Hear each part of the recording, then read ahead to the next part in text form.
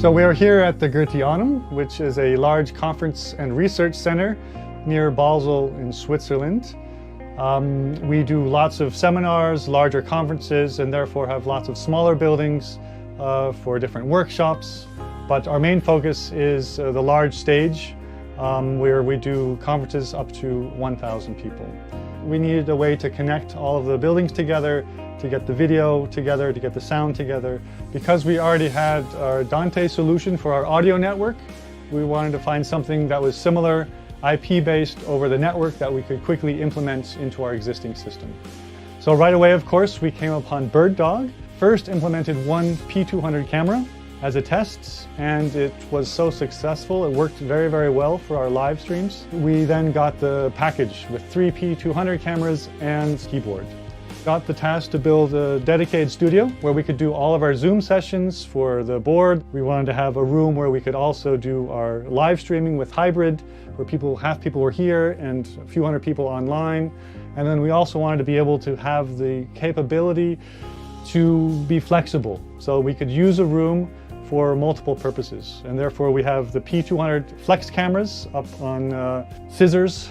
So we have where we can quickly bring the cameras down or orientate them depending on if it's a lecture or if it's an interview session with 3 or 4 people. We can quickly change the room, and with the flexibility of the flexes, maybe that's why they're called the flexes, but with the flexes we're able to quickly get in our computers, whether it's a PowerPoint or if people are coming from a remote, we can quickly add them into our video network and grab their feeds and bring them into our live video mix. As with any installation, we've found ways we can improve. And one of the main ones is to get some more fixed P200 cameras on our network, which can be installed in any of our workshop rooms. And the second larger project is in our main auditorium, where we have lots of performances which are low light, we have lots of concerts which are also low light, and conferences or lectures which also are not always very well lit. And so because of the advantages of the P4K in low light situations, we're looking at implementing those in the next year or two. And who knows, the next couple of years, who knows what's new possibilities or new technologies will be out there. But we've been very happy with the IP and NDI solutions, and with BirdDog, it's been a really, really good solution for us. So we're very happy.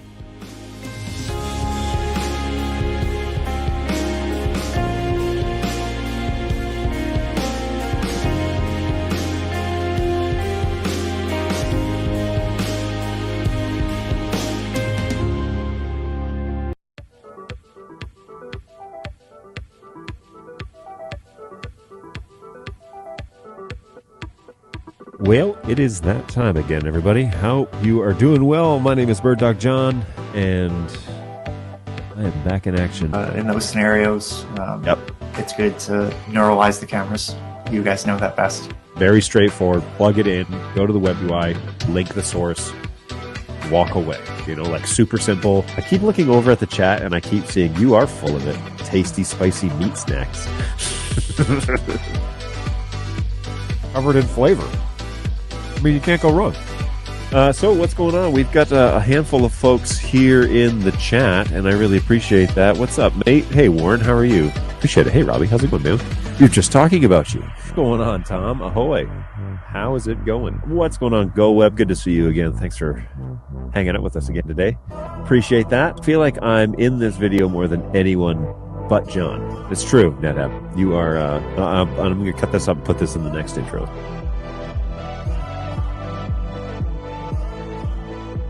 What's happening, everybody? I am indeed BirdDog John, here for another, at least an hour, hang out with you guys and get to chat a little bit about what is going on in the NDI world. And so, excited to be with you. I'm just going to double check my audio and make sure that everything's kind of coming through all right and that you guys will be able to hear me. So that sounds all right. It's not too loud unless I get excited, and then hopefully the compressor kicks on, but maybe not.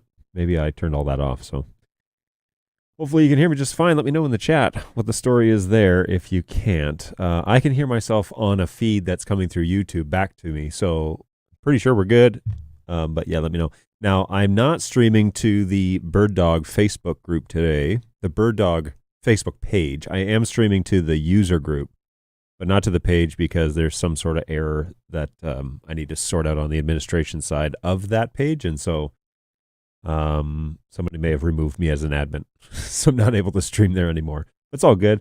I'll sort that out after the show. Found that out right when I went live. So decided not to go crazy about that. And yeah, we'll sort it out. Fresh out of the gates, it looks like we have some questions about the latest update, and so let's jump over here. We got a Facebook user. Sorry, I don't know, didn't bring your name across. After the firmware update for one of my P400s, the MICU became none, and the camera became inactive and stopped outputting. I tried to update it latest firmware 9.3, but it looks like it's failing all the time. Okay, so we've seen a few of these, to put it politically, and so what I really need you to do is probably reach out to my help desk guys and talk to them about that and what solutions we have currently going. But they can walk you through all the troubleshooting steps that we have for the few cameras that are doing this. But yeah, reach out, help. Let me put that up here so that you can have that. help@birddog.tv.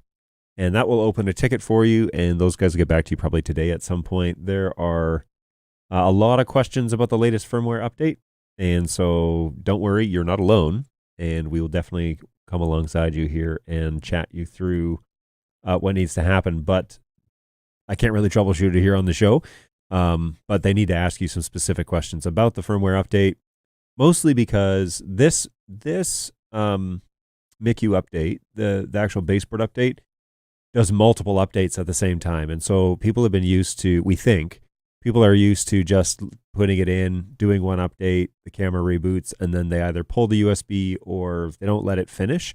And that's bricking cameras. And so this MICU update is actually happening. It's taking a lot longer, the USB side, than people are expecting it to. And so they're pulling the USB or they're power cycling the camera before it's actually done, and that's causing the camera to brick. So we think that's what's going on. But my guys will be able to walk you through and see what it is that they can do to help you with that situation in the meantime, and hopefully get you back up and running. My friend from Stockholm, what's going on? Buffering. Yeah, that we definitely were for quite a while there today. It was at least, 12 minutes or 10 minutes or something like that. So I run the pre-show. We don't really have a pre-show or a post-show like the legend Tom Sinclair. I just jump right into the content of this, which maybe I should have a pre-show and then actually have something specifically to demonstrate. And I had somebody on, I forget where it was, maybe LinkedIn or something. He was watching the show post-production and just wanted me to show examples of cameras in different lighting situations, quote, because that's all we want to see, really. So some let's say constructive criticism, and I added that to the bank of things that maybe we should do more often. So I take that with a hearty thank you, and we continue on. So hey, what's going on, Lewis? How are you doing? Thanks for coming back and seeing us. Benjamin, always good. Thanks for hanging out with us over there on YouTube. This is currently my favorite video, the one from the one that we showed at the pre-show. You like that one? They just launched that like a day ago or 2 days ago, so I thought it'd be great to preview it here on the channel. But yeah, it's a really cool idea to get the examples of guys that are using the P200s and the 400s and the P4Ks in those kind of live theater settings. And that's kind of an extreme example where they're using it a lot. And it's really cool implementation of that product, of the P200 specifically. But did you see all the flex outs they had? And flex ins for that matter, but they had a bunch of flex outs, several on main screens and whatever. So they're using it for laptop capture and then sending that to the stage and then into their routing system as well. So that was pretty cool. It looks like they have a pretty robust, it looked like a MikroTik switch or maybe a HP switch or something. I didn't see if there was a label on it or not. But wasn't a 4250, that's for sure. What's going on? Lewis again, now over on on the other YouTube page. Hey, how's it going? Hey, I noticed that we had over 170 subscribers on the Bird Dog John YouTube page. Thank you, everybody. That's awfully flattering. If you're joining me over on YouTube on birddogjohn.tv, really appreciate that. And that's pretty cool. Watch that channel slowly grow. Maybe we're doing something right. I don't know. Maybe we should make some tailored content. I think, I was thinking more about that comment that I got on social media about, hey, just show the cameras in different lighting situations. I was thinking a little bit more about that and thought, yeah, I could do that live. It'd be kind of hard to like port into different places and, demonstrate cameras. That way, take a lot of way more organization than I invest in this particular show. But then I was thinking that would probably be good content though for the general Bird Dog YouTube channel as to showing use cases like I did at the beginning of the show. Here's a theater that's using a bunch of P200s for their most of their install. So interesting stuff.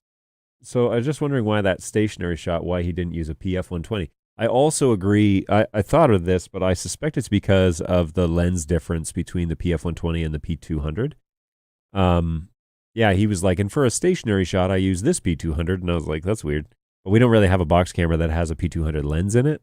And so I suspect that he went with that just to match the rest of the fleet and to have the same camera across the whole institution. So is that because you like scissors?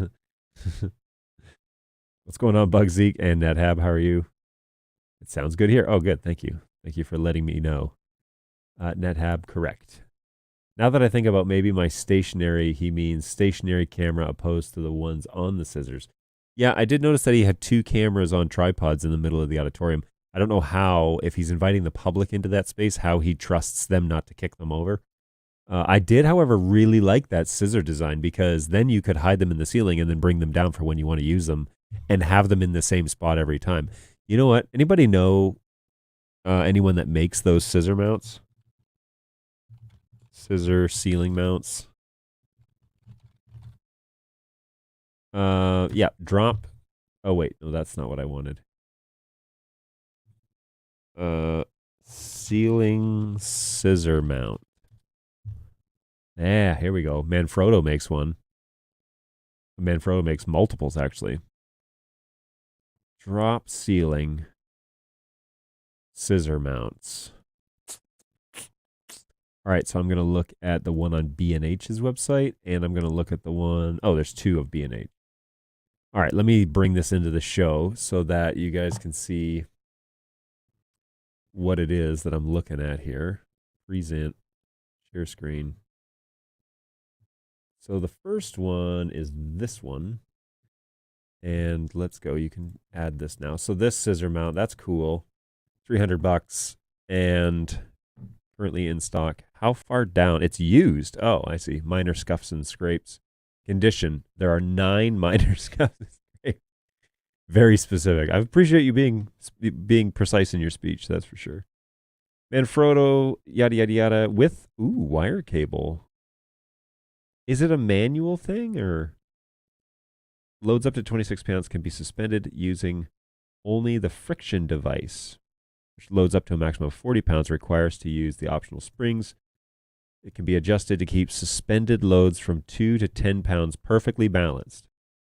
The color notch ring can be adjusted. I wonder how badly it shakes when it's fully extended, you know, because that's with HVAC and whatever being mounted in the ceiling. I wonder how bad that is. But... whatever. So 3512N. So 3512N, 3512N. Dang it. So this one is N86. They're literally the same thing. This one is brand new. It looks like it's not used. So they go for $400. If you want to buy a used one, you can get it for about $300. So let me switch over to that tab. So I'm going to stop sharing this screen. Present, share screens, Chrome tabs. It's this one. All right, so this is a really cool idea. I guess I hadn't really considered this as a mount, but anyways, $390. Let's say $400 just to call it even. How do you lift them up and down, like from the floor? If they get like a hook or something, or perfect for the studio. Well thought of design, easy to adjust. Holds a Sony camera hanging from the ceiling in a yoga studio. When not in use to record classes, the camera is retracted all the way up, out of the way. The camera used to be hanging from a static arm. See, this is such a great idea. I have a guy that's asking me questions about mounting cameras in places, but not on tripods. Fascinating. That's a good idea. Thanks, everybody. Thanks, video from Bird Dog Australia. Now that I think about it, maybe stationary, he just means stationary camera opposed to the ones that are on scissors. I do think that that's probably correct. He might want to actually use the PTZ part of the camera. Things to think about. Yes, that is for sure. So we're having an issue with the play. We are getting stuttering. We are on the newest update for it. I saw that you posted to email a few days ago on GB, and I tagged you in a post. I've only responded to like one thing on Facebook. Yeah, G and F are right next to each other. So yeah, I only responded, and that was to something Miley had mentioned to me, right? Maybe, man, it's all running together. Sorry, there's a little bit going on up in my brain right now, and most of it's work related, but yeah, anyways, but I've noticed the high CPU usage. Yeah, okay, so here's the deal. High CPU usage on that little tiny processor is to be expected. And it's something that we are trying to tell people about, but I don't really feel like we're doing a great job by it. So I'll say it here. The CPU usage is high on a BirdDog Play, and I can show you that on my own. Whoops. I can show you that on my own because, all right, I'll just close this down. But yes, so the CPU usage is like in the 85, 90, 95% range. And we've talked to the engineers about this at length, but they are aware that the CPU is being used heavily, but they also say that they confirm and expect it to be that high. So I wouldn't worry too much about that as the cause of the issue. Now, it also depends on how you're streaming to the Play. I noticed that Dan had mentioned switching everything to RUDP if you're running NDI5, as that seems to be far more stable than other protocols. But if I just were to share here what's going on, yoink, you'll notice the CPU that I'm using just for the multi-viewer that I have for vMix is running at 88%. And that is correct. Doesn't necessarily mean that it's perfectly smooth. I've noticed a few fluctuations and things, and I've actually been playing around with it in multiple ways. But yes, the CPU usage is high on these little ARM processors because it's a big order. This is a full NDI stream. It's a tall order to do, 150 megs on that tiny CPU. So it's not going to be like a dedicated chip that has a processor that's pretty much maxed out, like has a lot of overhead, which you're used to with BirdDog products like the cameras. It's going to be using most of that CPU usage to do this function. So that is expected, Bugzeek, high CPU usage. Do you think that they're working on being able to make a programmed movements, not presets, but transition from point A to point B in the PTZ cameras? Well, I think that there is a fair bit of upward mobility when it comes to this conversation. So I suspect you're discussing something more like cruise control. And cruise control is a feature that people pay many thousands of dollars for, but basically you can map out the movements between presets, 1 through 3, execute it. Now that is a function of Camera Director. So we do have a software that does it. It is kind of tailored for two or three specific uses, repeatable movements, basically going from waypoints. So that's what Camera Director is, we're planning on that being, and I believe that there's a public beta out right now for that function. So that's that's expected to progress. I think that's the idea. So, hey, it seems like the Twitch feed is out of sync. Really? Well, let's jump over to Twitch and see what's going on there. My Twitch feed is lined up. I don't see any issues with that feed. So if let's see how precise we can be here. This is obviously not a highly technical. Yep. Yeah, everything seems to line up. Balu, do you see any issues over on Twitch? Let me know. Hey, what's going on, Jeremy? Hopefully you're doing well. The scissors are actually called pantographs. Why are they called pantographs? I wonder. Maybe I'll have to find that out. Anybody else having audio issues? What's going on, Dr. Sankar? Hopefully you're doing well. Thanks for jumping over here. Zeke, Facebook. Yeah. Having issues with Facebook today.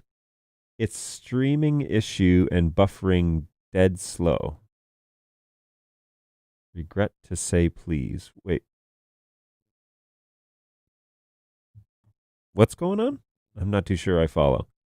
Let me see over on LinkedIn. Maybe there's an issue on LinkedIn. Oh, it's going to make me log in to do that? No. Oh, come on, LinkedIn. You're better than this.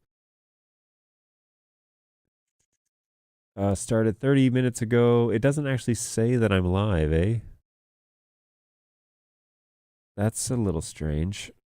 Let's pull me up on my phone, and I will join by LinkedIn. I will join via cell phone network just so that I'm outside of that. Yoink. Notifications. Bird Dog is live. And let's see what we've got here. Okay, buffering. Shows that there are 6 people watching. That seems to be working all right. So I just want to make sure.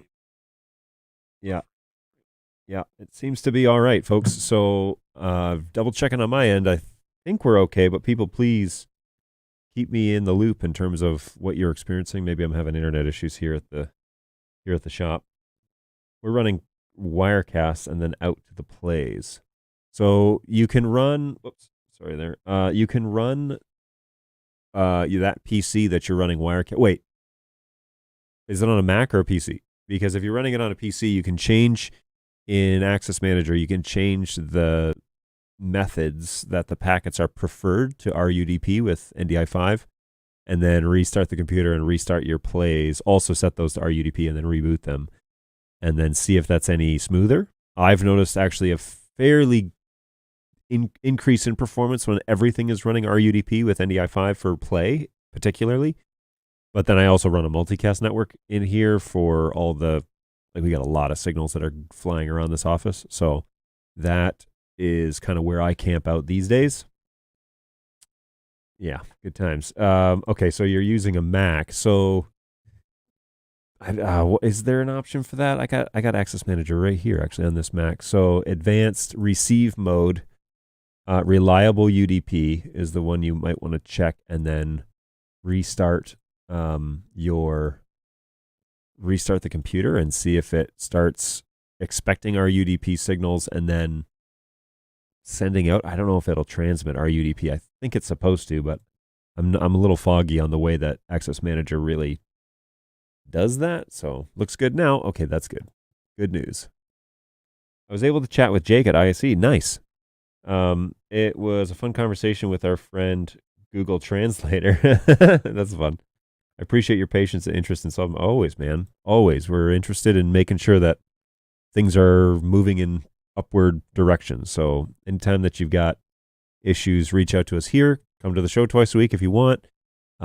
Certainly reach out to my guys at help@birddog.tv. Jake can be at hello@birddog.tv. So seriously, really, there's a really great team at Bird Dog, and they genuinely do want, they're not just, man, I have had some terrible customer experiences recently where people just don't follow through, or they say something to just rush you out of the conversation or whatever, and it's been an eye-opener as to what people really experience in the customer service world and why Bird Dog customer service is one of a kind. I mean, I genuinely believe that the guys and gals that work at this company, and in particularly this support department and our sales team, make the difference with this product line, because you can buy anything out there and at any price point and with any budget, but what comes with it, right? Certainly you're looking for innovation, you're looking for relevant products, you're looking for something that's solid and people enjoy using. You're also going to look for a good user experience. But then if things go awry, well, first and foremost, actually, you're looking for a smooth, clear understanding of what the product is capable of doing, and a good support or a good sales team is going to be able to support you in those decisions. But then, if you have problems after the sale, you need a team that's responsive and that's able to actually help you. And that is what we have been striving to be since day one. Relevant, responsive, guys that can give you a hand with stuff. So I've got a great group of people in this office, and there's a great group of salesmen around the world that also do a lot of support, but do sales and do a lot of thinking and dreaming with you. And so buying a Bird Dog product is not just buying a P200. I mean, you get a great camera, but you get a lot more with it. And some of that stuff you don't know you get with it until you absolutely need it. And then you find that stuff out. So it's cool stuff. Baldy says, looks good here. how does the video look in NDI monitor? So, for the stuff that's happening in play, yeah, that is something. My signals are clean during these tests, so I am pretty sure that it's something going on with the plays that I have, but no definitive, no definitive findings there yet. But I do know, like, we've talked to the engineers about it, and they're looking at it too. So we'll see what they say here in the near future, I hope. Does it play fine versus on the play? This is a question from Bugsy. So I have 2 minis and other TVs in the building, and we finally got to play. The minis are perfect. Yes, I think I know this ticket. Oh yeah, did Judson tell? Oh yeah, did Judson tell you that he moved recently? What? Judson moved? Really? Where's this? Minnesota? Is that what this is? MN, I believe so. The abbreviation for Minnesota. No, I did not know that. Huh. He only involves me for the important conversations, apparently. Or maybe he doesn't want to try and hound me about stuff. But I mean, he rarely contacts me, so hopefully that's good news. He was or is a big bird dog advocate, so when people don't contact you, it's not so bad. You hope that it works. What's going on, Brayton? Yes, it is 47 degrees in Auburn Hills today. Yeah, it was chilly to start. It's going up to 47 degrees, currently 43. But yeah. Yep, not important enough. Who, me? That's pretty common, actually. All good. I'm used to that. So, all right, I actually made it to the end of the chat. That's rare. Today's show is not brought to you by Ember Mugs. Keep your coffee hot and your creamer curdled. So far, so good. It tastes pretty good. Black coffee. Shout out to whoever made coffee today in the office. I also have basically the end of my coffee from home, so going both hands here today.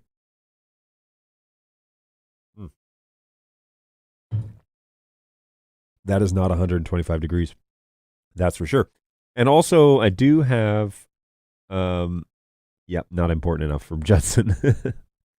I do have snacks on stream here today. We've got a mystery box, and we've got a beverage brought to you by Balu. So we're going to give those a try here. Well, let's roll that now, just because we need to probably keep going with the questions after that. So, let's have those snacks. John's just making up stuff to start drama. Look, I don't know. Look at him. Wish me luck, folks. It's my first Vegemite experience.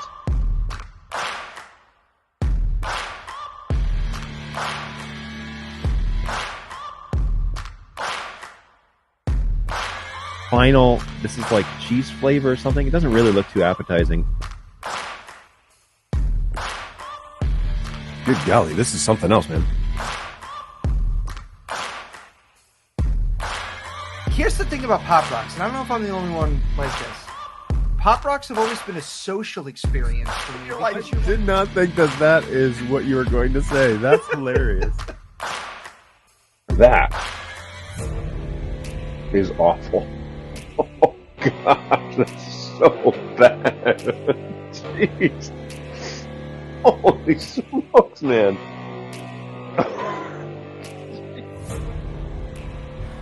Yeah, snacks on stream.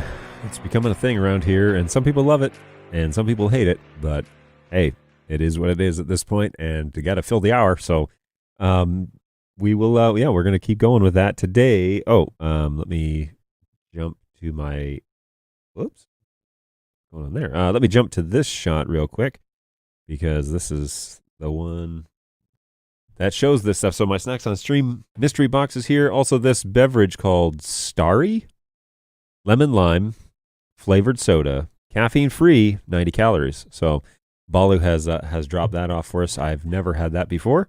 Ember today is just black coffee, Mr. Jeremy. So I appreciate you. I appreciate the inquiry. Whoa. Also, something's up with the exposure on this P100. And I need to figure out what the deal is there. So we are going to log into there and adjust those settings real quick. because we definitely need to find out what's happening. So we're going to log in. We're going to go to Bird Dog. That's my super secret password, which is the default for all of our cameras, by the way, if you're wondering. Or if you've forgotten. All right, so the exposure is wrong, I believe. I think it's just oh, that's weird. Yeah, these settings are definitely changed. So let's just open up that f-stop a little bit and see what if that makes a difference. It really does. It's a little blown out, but it's really poorly lit. So it shouldn't surprise us too much. You can tell it's a P100. Definitely looks different than the P200 that's in the bottom corner there. But good stuff. Okay, so that's a little more reasonable. And the colors in this room are now all jacked up because I've got a green one on my desk. I've got a blue one over my shoulder. I've got purple on the wall for the interviews. Hopefully somebody will have an interview while they're here. So I've got purple on the walls for that shot. Can I switch to that one? Yeah, so this shot is going to be, and even that needs to be color corrected because it's a lot more blue than it is purple. But then again, it may be that blue light that's over my shoulder that needs to be adjusted, and so it's picking up a lot of the blues and not a lot of the warmer purples. It might be too cold on the white balance. Anyways, we'll sort that out. Okay, let's find out what's in here, and then we'll get back to your question. Oh my gosh, are you kidding me right now? Dude. Oh boy. This is my kryptonite. Sour Hearts, soft chewy candy. What is black raspberry? Oh my word. Yeah, sorry, that's out of focus now. So I don't know what the deal is there. Okay, here. So I know I'm going to like these. There's no question. There is no question that I'm going to like this. So giddy up. This Snacks on Stream is not going to be painful at all. And I appreciate them, appreciate my managers not choosing to torture me every show. That's good stuff. So let's get into this. So here's the thing about me and sugar candy is it is my kryptonite. I mean, these come in this little bag. Obviously it's Valentine's Day here next week. And so yeah, this is clearly like a box of Nerds, like the big ones that you can get at Walmart or Meijer or whatever, Kroger. They're like $1. And seriously, I have saved so much money in buying bulk candy than buying it in small portions, but then I paid it through the nose in the level of cavities that I've had in my life. So, yeah, it's clearly my kryptonite. But yeah, let's open this up and find out. Oops, sorry. Find out. Oh, those even smell really good. All right, folks, here we go.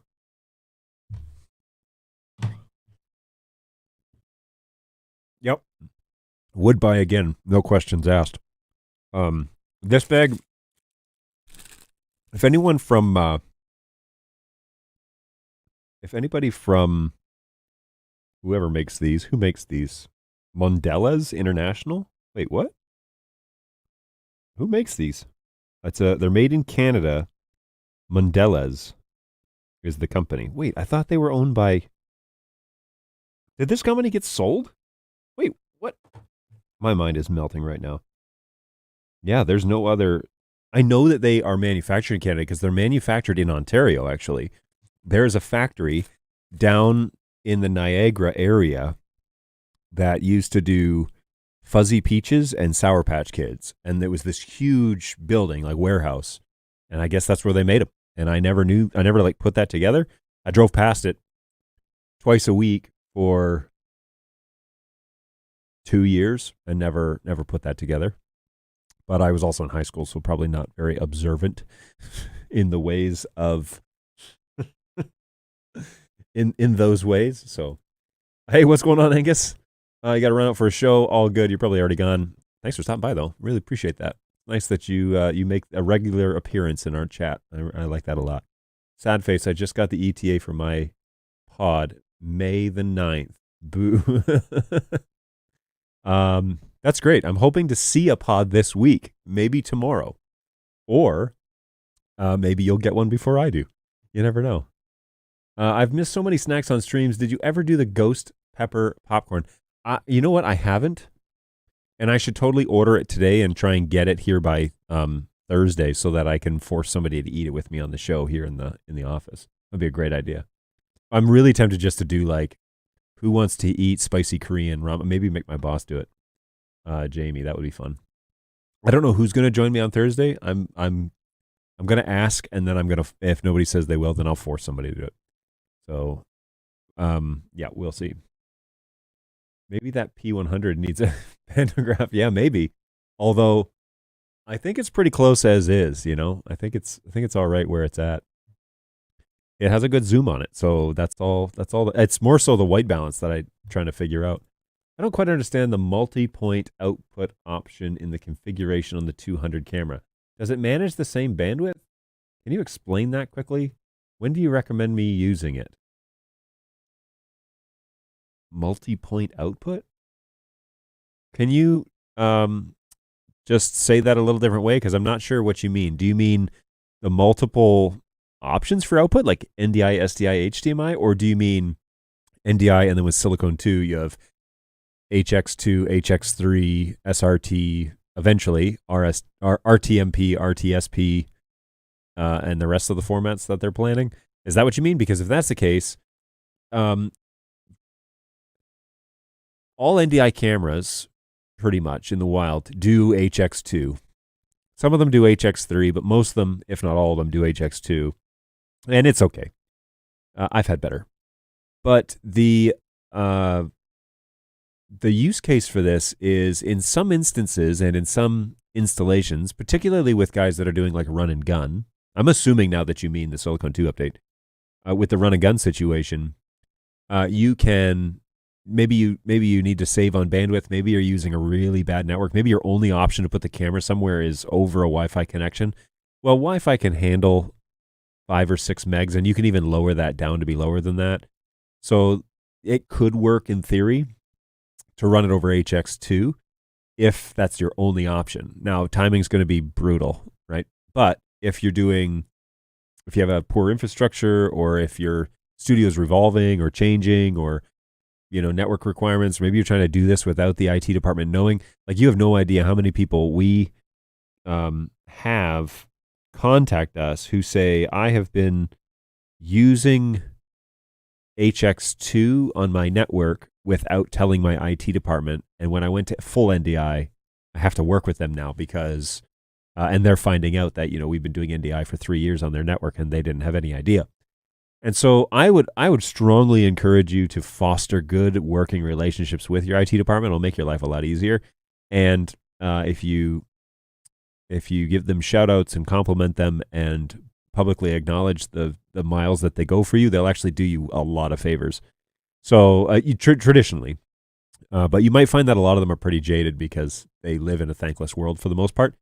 So this is coming from a former help desk IT guy for many years. So anyways, first and foremost, you need to foster a good relationship with your IT department. If you're doing things on their network that they're not aware of, that's probably not a good start. But if you have limitations or your network infrastructure is not very good, HX and HX2 and 3 are really going to be helpful in those situations.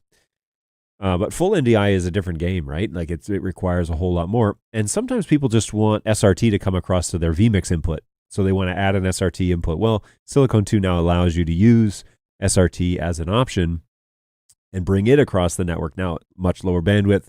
It's a different format. It's encoded differently than NDI is, but it's a little more universally accepted. SRT is, and there are multiple cameras in the wild that are made by other manufacturers that also do SRT. And so if you want it to be the same protocol coming across the network, and that's what you're tailoring that network to be, is for the ability to bring it across SRT, then all good. Also allows your source to be native SRT if you're going to like Bird.Cloud or something like that. So there's more happening there. And I think some of the implementations of that will be obvious throughout the coming year.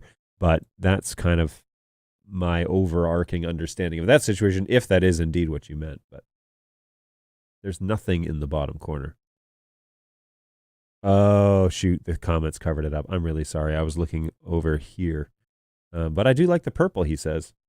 Well, that's good because that's the color I'm going to go with. It's the other in this color wheel scheme. Green, blue, and purple are kind of together. So, one of my guys said, "Oh, I'm tired of blue backgrounds because everybody does them," and I was like, "Well, fair enough, but it's probably one of the easiest colors to use." And so instead of doing blue on that wall, I'm going to do purple and change it up a little bit just to make everybody happy. Sour Patch Kids are so good. Seriously, it definitely is a level of kryptonite that I have, and I just can't even walk down the candy aisle because I'm going to end up walking away with some boxes of candy. But they are really good. I'll probably send an email to you, John, about the play. You can ping me on Facebook. I know I've tagged you recently on there on a play, and then you tagged me to send an email in. So I got to go to a different building. All good. Be sure that you submit it to the help desk if you haven't already, because those are the guys that are going to get in touch with the engineers and be able to interface with them directly about what you're seeing. So I'm going to say something that I don't normally say, but it's fine to add me to that email. But the fastest way to interface with the engineers to find out what's really going on here is probably through the help desk at this point. So we do have a meeting on Thursdays. Now, we have some folks coming into the office this week, and so that meeting might be postponed. I don't know. But we regularly do talk to the engineers on a weekly basis in Australia. But we also have a couple of meetings a week with one of the QA guys, one of the only QA guys, but he used to be a ticketing agent. Now he's a QA guy. And so we got a good relationship with him. And he is able to take this stuff over, in real time while everybody's awake and discuss this stuff. So I am aware that they are aware of the issue that you're seeing, and we've reported it. And so now it's a matter of waiting to see what they find out and what can be fixed about it. Still here for about 5 minutes. Awesome. Which was almost 10 minutes ago. So have a great day, Angus. Thanks for stopping by. Hey, I was lucky enough to have 3 pods last week at ISE. Jamie should do the challenge. That's funny. I mean, he has kind of like a crazy dietary palate, right? So we should probably just get some single spicy. Yeah, maybe I'll see if I can find it. I don't know if I can order on Amazon overnight or not, but we'll see. He probably means multicast as a translation from another language. Yes, probably. Well, that's very possible. Let me see here. He's commented again. The idea to send the same camera via NDI to 5 receivers, and the network is 10 gigs. Okay, so multicast. So here's the deal.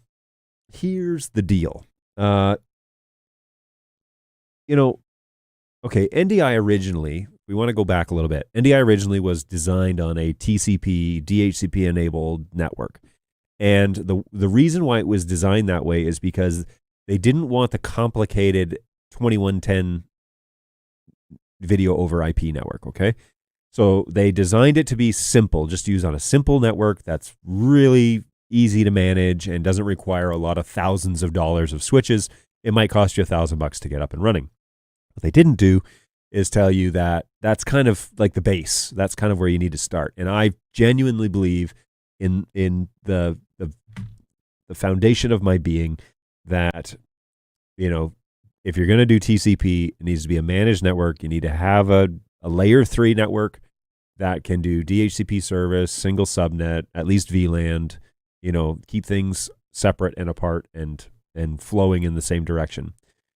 The issue then stemmed out of, though, like, we know of several installations that are running hundreds of NDI signals. Now, they're not all connected at the same time. They're all going into, like, let's say a video production room. Let's say they have 2 or 3 production stations that are watching 7 or 8 or 10 or 15 conference rooms. And those conference rooms are all tricked out with NDI. So they have NDI screens, flex outs, and they have P200s or P400s or 4Ks or something like that, where the signals need to either come from a laptop and go up to the screen, or from the camera and go up to the screen, or from the camera and go back for post-editing and recording or whatever. Well, when you get to the level of hundreds of signals, let's say we just have 10 NDI signals per room and we've got 10 rooms. And so we got 100 signals, and then we've got a bunch of decoders as well that are showing on screens outside in the hallways or inside at the projection level or whatever, or maybe multiple TVs in case we don't want to use a big screen. We just want to use televisions as our monitors. It can add up real fast. And every time you make a connection from a unit, from a camera to a computer, to a computer or to a destination, so a decoder, you create 140 megs at HD at 1080p 60. It's 140, 150 megs straight up. So now if we want to make 2, well, okay. Well, what if we want to make like 5 simultaneously? What if we want to put on 5 per room or 5 for 5 rooms? Well, you can see how quickly, and people say, well, I've got a 10 gig network. Well, here's a little tidbit that people don't realize. 10 gig backbones are great. And, for the most part, it's fairly accurate. However, the guys that put the tech specs sheets together for networking switches are marketing department guys, not the programmers. Okay? It's a pretty much standard rule when it comes to marketing a product is the tech spec list is generally put together by marketing, not by technicians. And the technicians look over it and approve it. But the reality is that most ports on switches, including fiber ports, are listed as up to 10 gigs or up to 1 gig, all right? But real-time usage of a port like that, all the time, full on, is not a gig, or it's not 10 gigs. It's not what it's listed as maximum. It's probably safer to say it's 50 to 60% of what that is. And then the other caveat of this is, can the switch actually process that data? Like, without using packet buffers, all right? So packet buffers are storage, onboard storage for packets that need to be processed. Well, in a data world, that's fine because I'm going to send a package over to my computer in my other room. I'm going to send it a file, a Word doc or whatever. Well, I drag it onto my computer over there and it transfers. No big deal. But it doesn't matter when it arrives, right? Like it doesn't matter how quick or whatever. And so if it takes 5 seconds or 5 minutes, did the file make it? That's all that matters. Well, with real-time video, it matters. It matters immediately, and it matters how fast and can the network handle it. And so when it says, we can do, umpteen billion bajillion, packets because we got these huge packet buffers. Well, it doesn't really help in live video. What can the switch process immediately as fast as possible? And what's the limit? That's the limit of your network infrastructure. And that's why the conversation about like unmanaged switches and that sort of stuff, people don't know what they're saying when they say, well, I went out and I bought $100, it's a smart switch or it's an unmanaged switch. It's like, return that. And you got to invest in something that can actually process packets in real time, because that is the catch, that it does need to go from now over there and be done immediately. Or people say, well, I'm seeing drop packets, or I'm seeing the delay, or I'm seeing skipped frames, or I'm seeing, well, a lot of that is not generally the device not working correctly. It's crappy cables, crappy switches, poor infrastructure, bad design. Could be dozens of things. And so if you submit a ticket to a help desk and say, I'm getting drop frames, it could literally be hundreds of things going on that like we have no business. We have no way of knowing if it's that or not because we don't know your network. So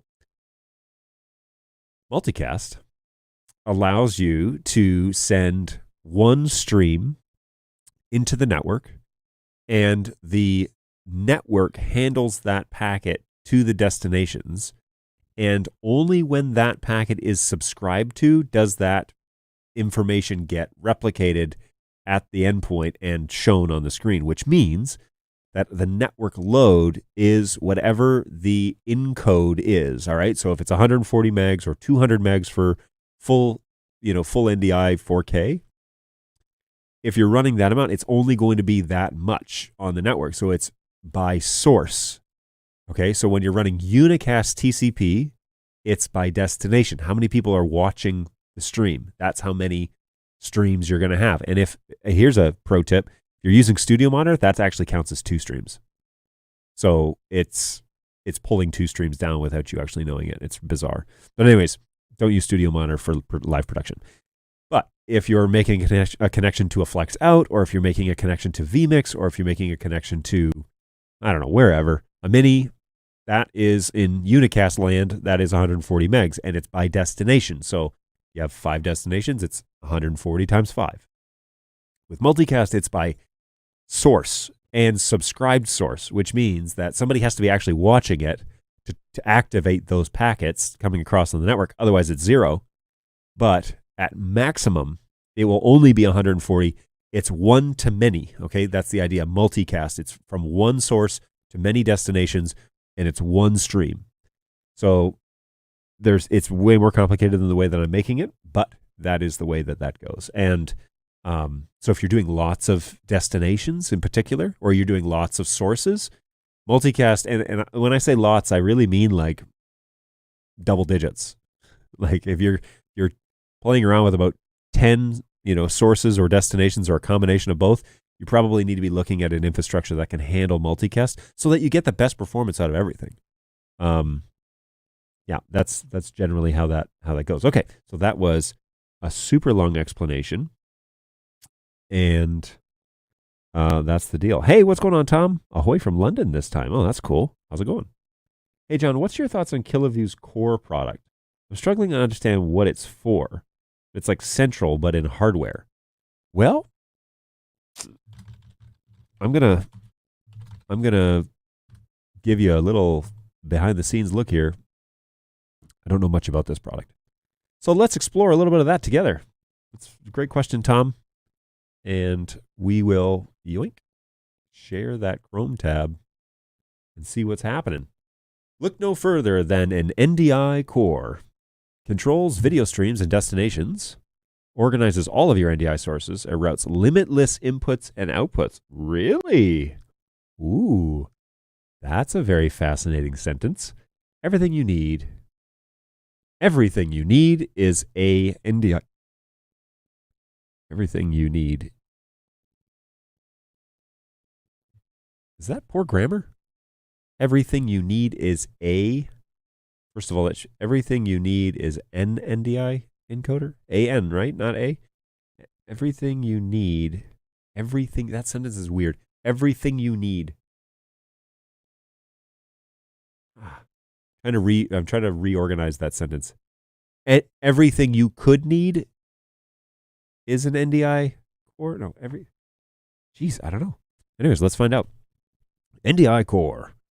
NDI core allows you to approach, route, produce, construct, and deliver any NDI signals to your chosen destinations with no hinder.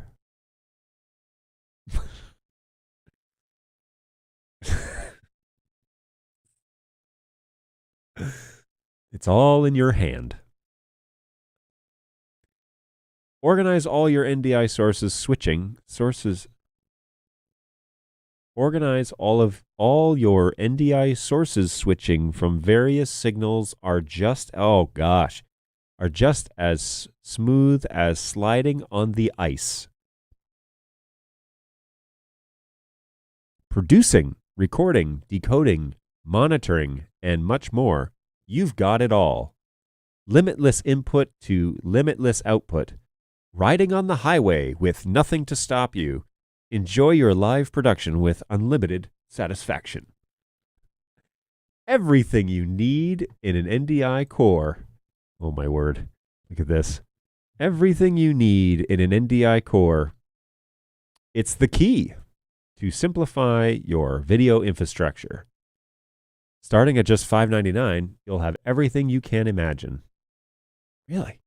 Wow, those are some big words. All for one, let's make it easy. All for one. That's like a Three Musketeers line, right? All for one, let's make it easy. NDI core provides the way. That's funny that they're using the term core. Anyway, provides the way of points to points streaming. It comes with unlimited ingests, unlimited outputs, and any processing in between. Monitoring via Kiloview Multiviewer, driving streams to Kiloview NDI decoders to preferred protocols. Streams. Okay. Kiloview intercom system supported. Anybody ever use that? Loop playing several streams, routing, producing with third-party tools. Note, NDI core sets no limitations on the number of NDI signals, NDI signal input and output, and the NDI signal processing capability is mainly related to the performance of your hardware server. Oh, is this software? 2 types of panels.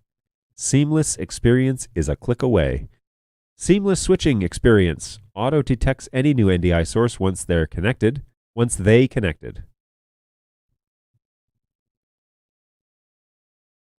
A real beauty in your premium video. Flawless screen time experience. Say bye to lagging, blurry or black screen. Unlimited in and out. Kick your troubles away. No time for extra calculation. KeelaView NDI Core Pro and Max provide you with infinite possibilities of ingesting and outgesting any NDI source at hand. Full NDI, HX, UHD, HD, vertical, horizontal. Don't matter. We've got your back. Unlimited KeelaView with NewTek NDI inputs. Other NDI inputs 16. What? Unlimited NDI outputs and unlimited destination. What? Unlimited NDI inputs from any source, unlimited outputs to unlimited destination. Okay, I think I understand. Okay, so it is actually a hardware. The Core Max is a turnkey solution. Ooh, I like that case. At least the front. An all-in-one turnkey. Turnkey. Is that one word? Turnkey. It's like turkey, but turnkey. Stable, secure, structured. Every benefits from NDI Core Pro. Redundant batteries supply. Water-cooled radiator and 4 cooling fans. VIP service. Contact us to get a quote. Huh. Interesting. So, the NDI Core is taking inputs, NDI sources, and then sending them to outputs. Boy, that is very interesting.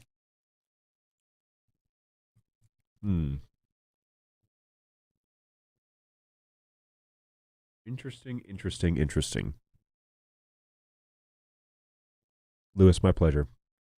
And now, time for KeelaView, John. Sounds like the NDI router from Zen. Ah, it does actually. Yeah, you're right. I saw the NDI X1 core at ISE and couldn't figure it out. Who makes that one? Is John reading from his new book? It's Tom! What's going on, Tom? How are you? Yes, it's my new ebook called John Reads Websites. For great justice. Oh, it's good. One for all. Comic Sans newsletter. Yes, Tom. Good times, man. Greetings from India. What's going on, GoWeb? Always a pleasure. Thanks for stopping by, man. This is great. Out jesting. So, as you recall, I was telling you that typically tech specs are written by marketing teams. What does the dude do? He's just like a really popular guy that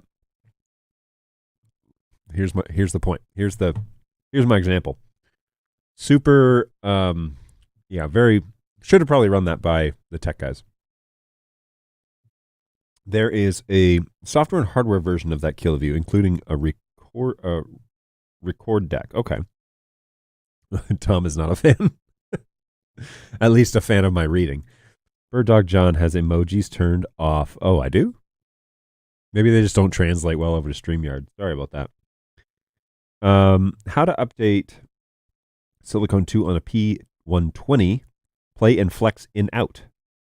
How to update Silicon 2 on... So Silicon 2 is not out for play or flex, but the Silicon 2 update is just a firmware update, if I'm not mistaken. It may be a baseboard update as well. It should be a single download, which I can go there and find that out. Balu. Yeah, that was a doozy.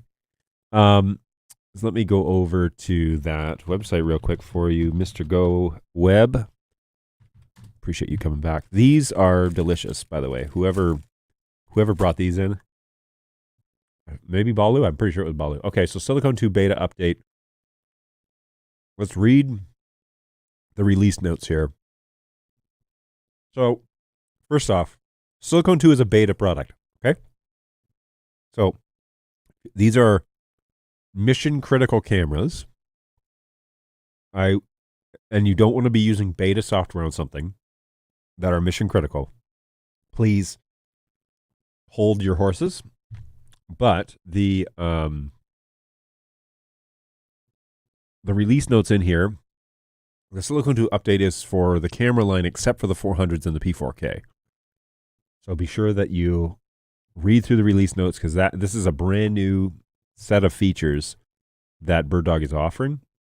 And then there should be download instructions inside the actual download file as to like exactly how to do that. So there you go. Balu. Oh, Balu can do. So apparently over on Twitch, you can use emojis. There you go. Must be YouTube, no emojis. Oh, okay. Yes, then probably. In case no one asked, what makes Video Wall STM Play only, and how are they syncing? Is that NDI Genlock? No. I don't know how they're syncing, to be honest with you. I need to look into that. And hey, I'm going to give you that honest answer when you come here. I'm not going to try and pretend like I know. So I don't know how they're syncing. From what I saw, they were spot on at the show. But the reason why they're STM and Play only right now is because those are the ones that we've done a fair bit of testing on. The other ones, we've used minis, we've used flex outs, but those ones are a different decode. And so we've tested on STM because that's signage, right? NEC TVs. And then we've tested it on Plays because we have like 50 of them in the Melbourne office, and they run a 3x3 video wall in the Melbourne office. So that is what they rigorously tested everything on, and they want to be sure that they tell you this is what we know to work. Doesn't mean that mini wouldn't work, by the way. We just don't know yet. And we're not willing to put that out in the wild to say, just use whatever you want, because we've learned that that's really dangerous. So yeah, you don't want to go down that road. They were a great find at Dollar Tree. Boom. There you go, Dollar Tree for the win. Is there such a thing as NDI Genlock? Yeah, in theory, yes. So what it allows you, so NDI 5 introduced NDI Genlock, and it's not the same as you understand Genlock, like a timecode generator. But what NDI Genlock does in NDI 5 is you can point all of the cameras at the timecode that one NDI source is generating, right? They all internally generate their own timecode, but you can lock them all to one timecode on the network, and then they all watch. So, for example, my cameras in this office are actually Genlocked all to the P200. So they're all watching the timecode of the P200 and then aligning themselves up. And it's actually then a little bit easier to dial in each of these cameras so that they're spot on every time, across multiple cameras. And I used to have 5 cameras in this office, and that got a little tedious. Now, I didn't really have to adjust the video because my network's pretty good and seems to be pretty stable, but I still line them up that way just to guarantee that they're all not going to move around in terms of the timecode's not going to shift, especially if you're like starting and restarting and all that. I can only assume that the dev team for the cameras is different than for the converters. The camera dev team is just rocking it. Wow, that's quite a nice compliment. The dev team is fairly, it's the biggest department we have, thankfully. And there are guys that specialize in certain things. And then there are guys that kind of do a bit of everything. And so, those guys are pretty astonishingly, brilliant in a lot of the stuff that they do. And yeah, the way that their brains work is like it's a different level of comprehension on stuff. So really cool. But yes, we have certain guys that do just specific things, software, converters, cameras, and then we have guys that kind of arc the whole thing and make sure that the whole process is similar across the entire fleet. So you need those types of guys those types of guys inside of your company. Is there such a thing as KiloView marketing? I think so. Probably not native English speakers, so we'll give them a pass on that one. That's fine. Hi from France. Is there any firmware updates planned for the good old studio? Would be great before end of life. So I think you mean end of service, because the studio is end of life. It's been end of life for 1.5 years now. And I made a little studio rest in peace video when that happened, but the studio is end of life. Now, saying that, there is a planned NDI 5 update for studio. I don't know where they're at on that. And because it is end of life, it will likely be one of the last products to get NDI 5. So stay tuned on that, Marshall. But and great question. But yes, there is one final update. You know, when a product goes end of life, and let's just put the cards on the table. So there's a bunch of things, bugs, and a few features that have been requested for the studio and for the Mini, which was the first generation, encoder decoder. There's a handful of things that need to get done for that. And truthfully, some of them will and some of them won't. And there will be a day where we have to say, okay, that's it. That's the end. But end of service is 2 years after you announce the retirement of a product. And so when you announce EOL, then you have 2 years due to some, technical requirements in the world. You have 2 years and then it's end of service. And so that is coming up quickly. That end of service is going to happen probably near the end of this year, I suspect. That doesn't mean we're not going to answer your tickets about them. It just means that we're no longer going to be producing any firmwares or updates for them. But there you go. That's the reality. Yeah. Anything known as Kilo V Mark, like I said, we need to probably give them a pass. I tried to just read through the website as naturally as I can. That was fun. I have a video wall behind you and make it look like a window with a different view of every live show. And that way you can host the show from around the world virtually. Or maybe what I should do is do that and put a camera on the street so that you can see what it's like in Auburn Hills. That's a great idea, GoWeb. You're always full of good ideas. I asked for a video wall when they started working on it, and they were talking about announcing it actually like 6 months ago or something like that. So I emailed the CFO, said, hey, so should I be buying all this hardware for a video wall? Because it sounds like this product's coming out. And he said, just hold the horses on that, John K. Video walls are really expensive. And I was like, yes, I know. Because you got to get the right TVs and you got to get all the products. So then the Play came out and things got a lot more attainable. So I'm sure that will happen. I don't know if it'll be this year or next, but hopefully in the next 12 months, we will have a video wall here in the office, maybe in the studio. It'd be great to have at least a 2x2 or something. That'd be fun.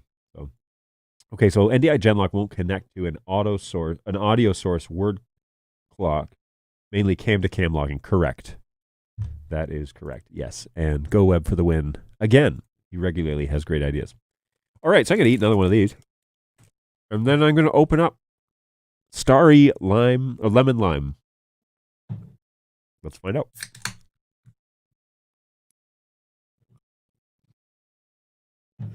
Today, we're ingesting 90 calories with 20 milligrams of sodium and 24 grams of carbohydrates, which are all sugar, 0 grams of protein, and nothing else to mention. So, anyways, what matters, though, is does it taste good? Got a good, it's like a little heavy on the lime, I think, by the smell of it.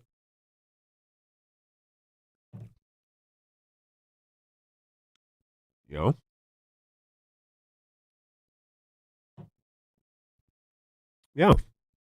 That's a good lemon lime soda. I like that. Would buy again. This is a tiny can for 90 calories, but then again, it is what it is.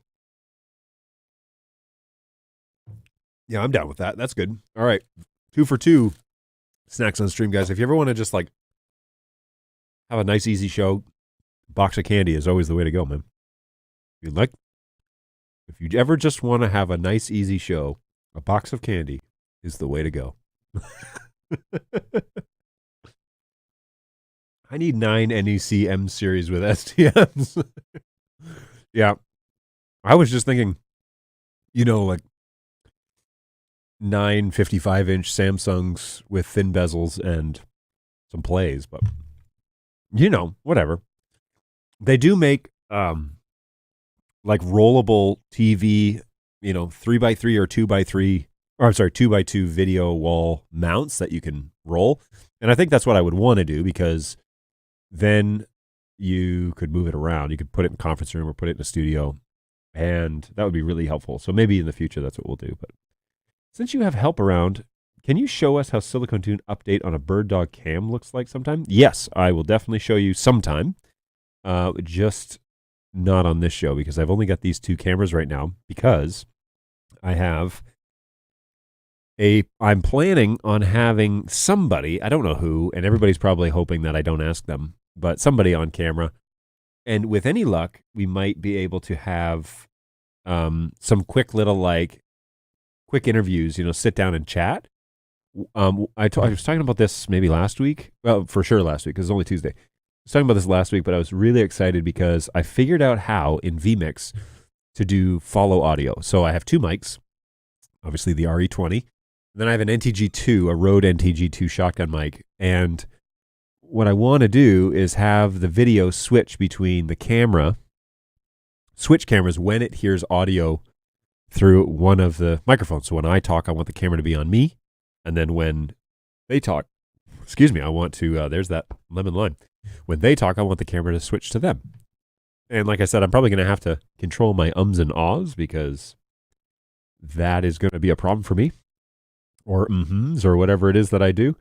But there is a way inside of vMix, if you go to your audio source inputs on the list, I wish I could show you this, and you click on the little gearbox, you can select triggers, and then the trigger is on audio meter decibel 18, cut to input 1 main, which is my P200, and then duration 500, delay 250 is what I have mine set on. And when I talk, it switches to my audio, and then I have a gate on that one, and so it doesn't pick up my voice when I'm talking. And then of course this one's really close, and that's a shotgun mic. But then when they talk, the gate opens and it switches to the other camera instead. And so I'm really excited about that. I'm hoping that that's going to make for a good conversation, easy, no hands switching situation. So there's the hopes that that's how that works, and I'm pretty excited about it. So I have the 120, the PF 120 sitting here, right? And that's facing that spot, which is this right here. And then I have the audio interface feeding both channels 1 and 2, and then input 3 and 4 into the system, and then it differentiates between the two. So we'll see what happens. And one of the formats is, for sure, on Thursday we'll do something like that. Maybe we'll eat something spicy with somebody on the but there's a good chance that I might talk to other people, more people as well, and get their faces on the show. And so you might see me go live at times that I don't normally go live this week. And I don't know what our schedule is going to be like. I don't know how practical that is, but we'll try and get some guys on screen, and so you can meet them and see their faces and hear their voices, and know who it is that you're talking to when you communicate with the support team or the sales team or the executives. It'd be great to give them some FaceTime. So there's the plan. Hopefully that interests you. And if you miss one, certainly come back and watch it. It'll always be on, you guessed it, birddogjohn.tv. Oh, something else. StreamYard came out with a way to show display names and a title, like a headline. And that's kind of cool. So there's my YouTube handle, birddogjohn.tv. But I can also change this so that it says somebody's job title, right? So I'm the head of support here at BirdDog, so you can change it to be whose ever title. And then if you have multiple people in the show, you can give everybody their titles so that everybody knows kind of who's who in the show. So that's really cool. I thought that was a nice little update. Not that I use the name tag too much, because everybody knows who I am. And when I put anything up, I put this up, right? So birddogjohn.tv is where you can find me, because I'm live twice a week, Tuesday, Thursdays, starting at 11 and ending sometime after 12, which it is right now, but we're still going. Coming Thursday, John eats something spicy, maybe with someone, hopefully. Yep. That's my segue. Segui. That's my plug for Thursday's show. Doesn't it just make you want to synchronize your watches? I know that it's thrilling content. You should check out Casper CG's NDI support. Okay. Why not?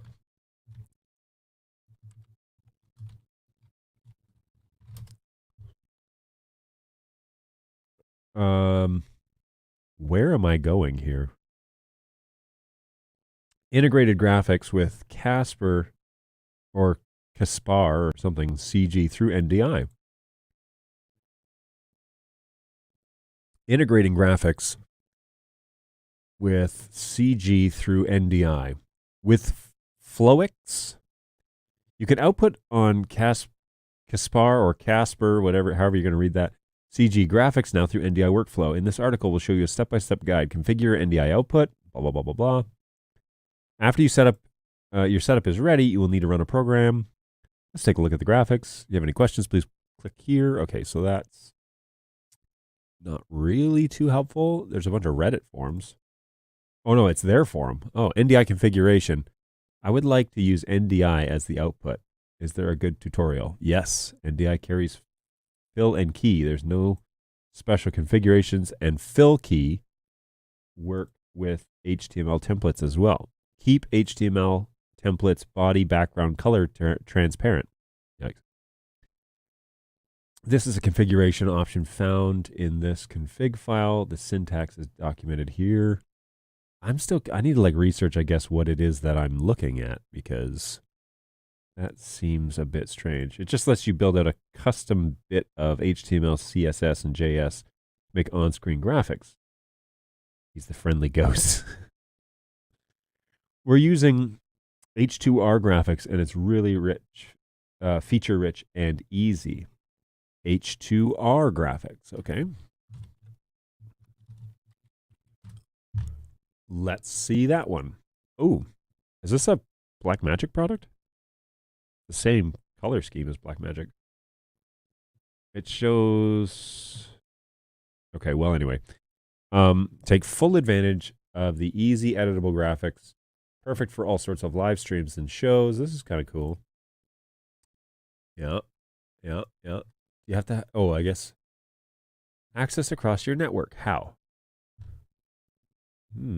Works offline. API enabled.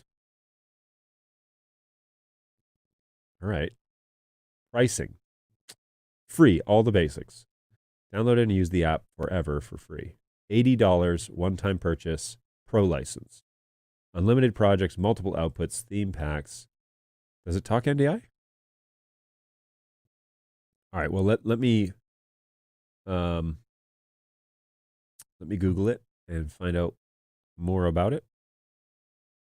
Good to know. See, we all learn. Well, I learn something every time I come on here. Maybe that's what this show is about, is me learning more about the industry, because I'm probably well, if we all share our knowledge, then we all become smarter, right? In theory. In theory. All right. Let's go back to our comments here. It's from my friend Johan Barker, but it's not NDI. Oh, bummer. Well, it's not the end of the world. Doesn't have to be NDI, I guess.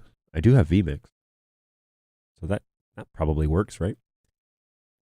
Cool stuff. All right, guys. Well, I am going to finish these drinks, including my coffee. But I need to get this office ready for visitors. I don't know if anybody's showing up today. I heard rumors that someone might, but then I've heard nothing since. So there you go. Oh, John. Sorry. Mr. John Barker. Gotcha. So I don't know if anybody's showing up today, but we should probably get this office ready for that, and also need to be available for those guys to ask ticket questions. And so I probably should wrap it up. And I really appreciate you guys hanging out with us today. It's always a blast to be with you. This week will be busy. It's going to just keep getting busier.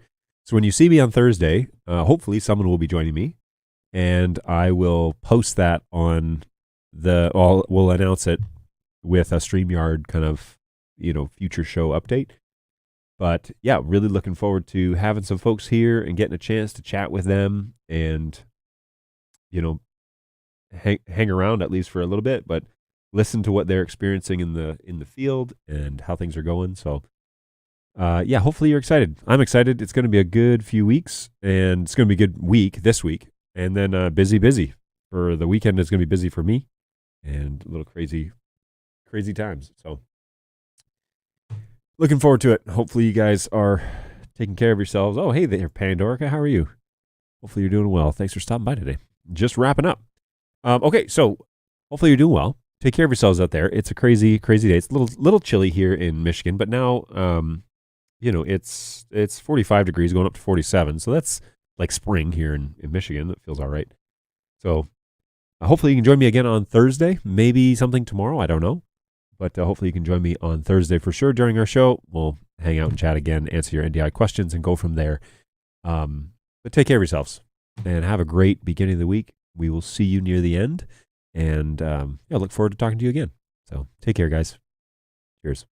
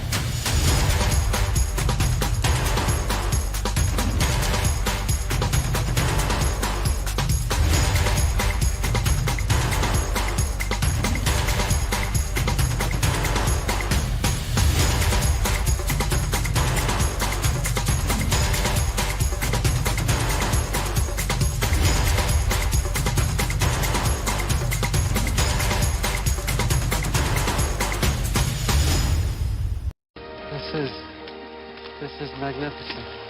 Oh, yeah. Ooh, that's how it always starts. But then later there's running and screaming.